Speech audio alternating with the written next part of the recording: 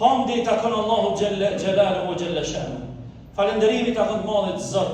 Lartësia i ta kon Allahu xhella xhelalu. Dëshmojmë, deklarojmë dhe vërtetojmë se s'ka Zot tjetër përveç Allahut një hak që meriton me adhuru. Pastaj dëshmojmë dhe deklarojmë se Muhamedi është rob dhe i dërguar i Zotit, paqja qoftë mbi te. Paqja, bekimet, urime. Ja dërgojmë atij alayhi salatu wassalam, familjes së tij, shokëve të tij, pasuesve të tij dhe juve vëllezër veçanti, selamullahi aleikum wa rahmatuhu wa barakatuh. Të nderuar vëllezër dhe shumë të respektuar xhamatli, javën e kaluara kemi folë për Muhamedin alayhi salatu wassalam, pozitën e tij në Islam. Shumë shkurt. Pastaj me radhë kemi folë se Muhamedi alayhi salatu wassalam është më meritori që duhet të jetë model për t'u pasuar dhe jo të tërkush përveç tij. E pastaj vjen me radhë pyetja se apo shpjegimi mbi pyetjen se si du ta pasojmë atë pra. Si gatja fillojmë, gatja nisim që ta pasojmë atë. Po e pranojmë pozitën e tij, po nifemi me pozicionin e Muhamedit alayhi salatu wassalam në Islam, te Zoti dhe tek njerëzit dhe te krijesat. Pastaj ne po bindemi që me të vërtetë ajo duhet të jetë modeli jon, modeli i një individi musliman, modeli i një familje muslimane dhe një shoqërie muslimane. Tash hajde të pak të shpjegojmë në pika shumë të shkurtra dhe të lehta inshallah, ta dim se ka t'ja nisim, ka të fillojmë, si ta pasojmë atë. Masi po besojmë në te, edhe po besojmë që ai duhet të jetë modelin e qysh me pasuna. Shumë thjesht, shumë shkurt dhe drejt për drejt. Fillimisht, duhet të jemi të qartë ta dim nga thellë nga zemra, duhet ta dim që starti i pasimit të Muhamedit alayhi salatu wassalam duhet të jetë të besojmë në Zotin çashtu ai që ka besuar. Ta marrim, ta pasojmë Muhamedit alayhi salatu wassalam në fushën e besimit në Allahun xhelalu xhella shanu. E maksima kryesore me cilën apo nga cila ai alayhi salatu wassalam dhe të gjithë pejgamberët para tina kanë besu është wa'budullaha wa la tushriku bihi shay'a. Allahun adhuroni dhe mos i bani shoq Allahut në adhurim. Kjo është starti i besimit në Zotin Dhul Xhelal. Njohja e Allahut Dhul Xhelal ashtu që ai e ka njoft alayhi salatu wassalam. E çysh e ka njoft Zotin, si e ka njoft Zotin e vërtet, pasi që ta dim, ai ka jetuar në një mes ku 600 vite me radhë e kishin devijuar rrugën e Isait alayhi salatu wassalam. 6 shekuj ishin futur në errësirat e ignorancës dhe devijimit të besimit populli arab prej ngritjes së Isait alayhi salatu wassalam. Edhe tash e kishte mbulu shoqërinë e Muhamedit alayhi salatu wassalam një errësirë në besim. E kishin devijuar rrugën me një fjalë edhe larg ishin shku ndaj besimit të saktë të drejtë. Dhe Muhamedi alayhi salatu wassalam përmes ajeteve të Kuranit të qarta, ku Allahu Dhul Xhelal shpjegon vetveten e tij, e çysh e shpjegon ai vetveten e tij, la ilaha illa hu, Allahu vetveten e tij e ka shpjeguar përmes emrave të tij dhe cilësive të tij që i ka përmendur në Kur'anin e Kerim. Pra Zoti jon, ashtu që ai na ka shpjeguar për vetveten e tij dhe Muhamedi alayhi salam e ka kuptuar dhe na e ka sqaruar ne, është ai Allah që është krijues, furnizues, mbikëqyrës, i cili sheh dhe dëgjon. I cili sheh, na sheh neve dhe dëgjon neve e kështu me radhë, na ka në kujdesje e kështu me radhë. Pra emrat dhe cilësitë e Zotit ne duhet i besojmë ashtu çysh i ka besuar pejgamberi i Zotit dhe çysh i ka besuar ai, ashtu që kanë ardhur në Kur'anin e Kerim, pa u ndryshuar kuptimet, pa i devijuar kuptimet e ajeteve që flasin për Zotin, për cilësitë e Zotit, pa i nxjerr prej kuptimit të tyre dhe pa i deformuar ato e kështu me radhë. Pa e filozofuar shumë. Ato filozofi që i dëgjojmë në rrjetet sociale ose në shpjegimet e aty këtu të xhamatlive kështu me radhë, ato i përkasin bankave shkolloreve të studimeve të thella mbi lëndën e besimit. Ndërsa besimtarit të thjesht, awamun nas, xhamatliut i vyn thjesht me besu Allahun Dhul Xhelal, ashtu që pejgamberi i Zotit takohet me një grua, edhe i thot asaj grua, i thot, ku është Allahu? Ajo thot, fis sama, lart mbi qiell Zotit. Çfarë tha se ka besimtare? Qa që i lehtë dhe i thjesht në besimin ndaj Zotit Dhul Xhelal. E jo deri në një mos kur tash këtu e kujtoj edhe dua ta përmend pak si jashtë kontekstit të përgatitjes së temës, një dietar i madh, një dietar i kësaj kohe ka lënë në treg, mrapa vetes shumë nxonca tu e pasu.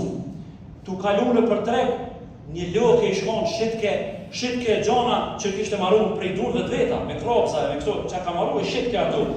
Tha edhe një nxonc e lakon rrugën afrohet e lokë, edhe e lokë sul s'livrite për pak, nuk livrite pak se a pe ti kush ka lej kësaj dhe? Çfarë dietari ka kalu kësaj dhe pak me livrit? O bismillah lokja që në kohën, se bre kush ka livrit? Te di se unë i ndërrej dhe respektoj uleman, po te di kush? Thot ky dietar thot 100 argumente i ka shkruar dhe i ka zbuluar dhe i ka shkruar për ekzistimin e Zotit. Ai lokët ataj 100 dyshime pas ka pasur, pas ka ndash 100 argumente. Unë lokja s'kam dyshim me besoj Allahu hak një edhe, u kry ma veti. Filozofitë, shpjegimet mbi lëndën e besimit i takojnë shkollave, i takojnë bankave shkollore. Besimi në Zotin Dhul Xhelal merret edhe është shumë i lehtë me emrin e Zotit, sepse pejgamberi ka bërë të lehtë. Pra, pa të him në detaje, ta konkretizojmë çështjen. Qysh duhet ta pasojmë pejgamberin? Pejgamberi i Zotit pasohet fillimisht nga rruga e besimit. Ta marrim besimin në Zot, ashtu qysh ai e ka pas besimin në Zot dhe sahabët e kanë pas edhe pasuesit e tina. E dyta, qysh me pasu pejgamberin e Zotit? Me pasu nga rruga e adhurimeve me këshyr, ai qysh e ka adhuru Allahun. Ritualet fetare që pejgamberi ka bën, e të cilat i ka marrë prej Kur'anit, e ai ka praktiku, praktiken e tina me marrë dhe na me praktiku. Shumë thjeshtë dhe shumë qartë. Po gjefemi praktika e pejgamberit pak se e ndërlikume, sepse disa po folin pak ma ndryshe, disa ma ndryshe, disa pak 5 minuta, 10 minuta para iftarit bojnë iftar në kohën tonë, e janë të farë detaje. Krejt këto detaje për mu shqiliru prej tyne, për me qenë i qetë, duhet fetarisht ulemoja kanë thonë të pasohet pejgamberi i Zotit përmes shkollave juridike të ulemave të mëdhej që i kanë vendosur rregullat dhe vendi aktual që ti jeton e ka të përzgjedhur rrugën edhe shkollën juridike. Ti je i qetë nëse ti i pason ulemon e vendit, e jo trupin në Kosovë edhe fetfat e Mekës, e të Qabes, e të Medinës, e të Kairos. Jo, trupin e ki në Kosovë, edhe ulemoni kim Kosovë, edhe i pason ulemon edhe rrugën, edhe përzgjedhjen e bashkësisë fetare islame ku ti jeton, ata që kanë përzgjedhur shkollën juridike. Edhe je i qetë në këtë dunjë, edhe je i qetë në ahiret. Je i qetë në ahiret me adhurimin ndaj Allahut Dhul Xhelal. Rasulullah sallallahu alaihi wasallam ka thonë: "Sallu kama ra'aytumuni usalli." Falnu çashtu që shumë keni pa mu duke u falë. Pastaj, pejgamberi i Zotit ka thonë: "Khudhu anni manasikakum." Merrni prej meje ritualet fetare. Në haxh kur koni ka thonë sahabe, merrni prej meje ritualet fetare. Pra, këshirni çysh të bëj haxhin, bën edhe ju çashtu. E transmetimet janë të lloj-llojshme, por njeriu duhet me bën përzgjedhje në rrugën e transmetimeve të caktuara ose shkollës juridike. E në Kosovë kemi shkollën juridike hanefite që i takon besimtarit musliman në Kosovë të jetë besnik dhe të pasoj këte pa pikë dyshime, pa pikë problemi, sepse nuk je nga kumti që të bësh hulumtim dhe të pasosh të tjerët, sepse je xhamatli thjesht dhe nuk je në gradën e mujtehidit e kështu me radhë.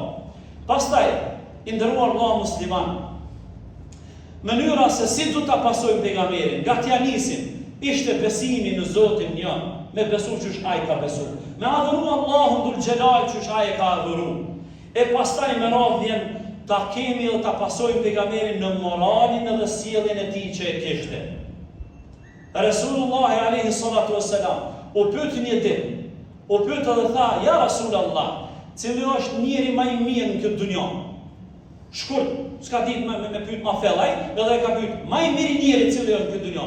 Resulullah tha: "Ai që ka moralin e akhlakun, sjelljen më të mirë." Tjetri e pyet tha: "Ja Rasulullah, te Allahu Dhul Xhelal kur të shkojmë, në mejlis afër teje, kush ka me kanë afër teje në mejlis?" Resulullah ju përgjigj tha: "Ahasinukum akhlaqa." Ai që moralin dhe sjelljen e ka më të mirë, ka me kanë në mejlis me unë në ditën e Kiametit para Allahut xhalla xhelalu xhalla xhan. E shumë hadithe të tjera edhe ajetet Kuranit që flasin për mirësjelljen e kështu me radhë. Pra të pasojmë Muhamedit alayhi salatu wasalam në moralin e tij, në sjelljen e tij e kështu me radhë. Pastaj të nderuar vëllezër,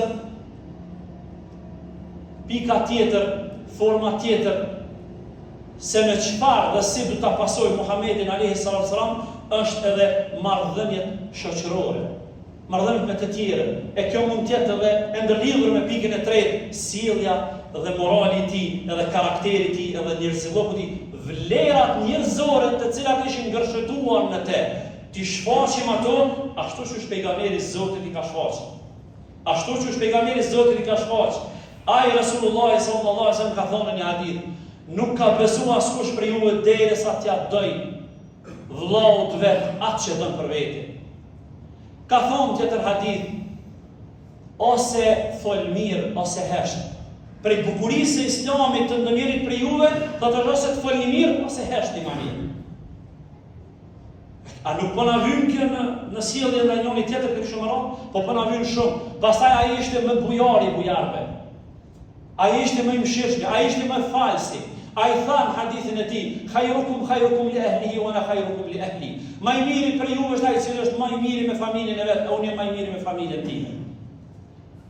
E kështu me radhë hadithet që shpjegojnë për moralin, karakterin e tij, vlerat e tij, edhe vlera individuale që kishte në familjen e tij e kështu me radhë, po edhe ato shoqërore që kanë bërë me shoqëri. Erdhi njeriu përballë ti duke nda pasurinë pejgamberit i Zotit, ndon te plashkën e luftës, e kapi për fytyrë Resulullah sallallahu alaihi wasallam, hadithi është sahih dhe i tha i'dil fa innaka lam ta'dil. Doj me drejtësi, se si e të do me drejtësi. Kujna i theke, pejgamberit i Zotit, ndoj me drejtësi, se si e të do me drejtësi. Çka boni ai, çfarë sjellje paraqiti para tina? Ku shokët e tij morën turp më çu me kapër fytyrë ose me mbyt kretat. A tipin, Resulullah i kapi shokët e vetë dhe tha, po nëse unë nuk ndaj me drejtësi o vllai dashur, kush do të danë tjetër kush me drejtësi? E kështu ngjarje të ndryshme që i ka ndodhur atij alayhi salatu wasalam, ku shfaqet bujaria, shfaqet mirësia, shfaqet sabri dhe durimi në rrugën e thirrjes edhe davetit islam, në rrugën e fitimit të xhennetit, e fitimit të rahmetit, sabër do të bëjë. Na ka mësuar sabrin, na ka lënë mbrapa një histori, një biografi që vallaj për ta ditë me mësu këtu për të ditë me pasu këto pika që na i thamë pika tepër të shkurtra, për të ditë duhet me shfletu të ndëruar vëllezër. Duhet me shfletu historinë dhe biografinë e tij, me lexu dhe me dëgju për moralin e tij, për sjelljen e tij, për edukatën e tij. E ta shtrohet pyetja, çfarë i duhet shoqërisë tonë një besimtar, një njeri i cili nuk ka besim në shpirtin e tij, i cili nuk din as me besu Zotin, ose cili ka deviju besimin, ose fare nuk ka besim. Kujna i duhet ai në Kosovën tonë, shoqërinë tonë? Kujna i duhet një njeri pa fe? Kujna i duhet një njeri pa rituale fetare, pa adhurim, pa jo me thonë unë jam besimtar i fortë në Zotin, po a fal namaz, a xharon Ramazan, a jep me dorë tonë ndonjë sadak, një zeqate kështu me radhë. Jo, vallave që në zemrën e kom të mirë, edhe unë besoj Zotin. Po ky besim po na mëson feja që duhet të pasohet me vepra. Pra besimi me shqiptim me gojë, besim me zemër dhe kryerja e detyrave fetare. Këto janë tre komponentet e një besimtari. Për të qenë besimtar, duhet të besu me thellësi nga zemra, duhet të shqiptuar besim me gojë, shahadetin, dhe duhet të pru veprat fetare. Duhet të falë me çikrytësisë dhe Allahu i dashur musliman.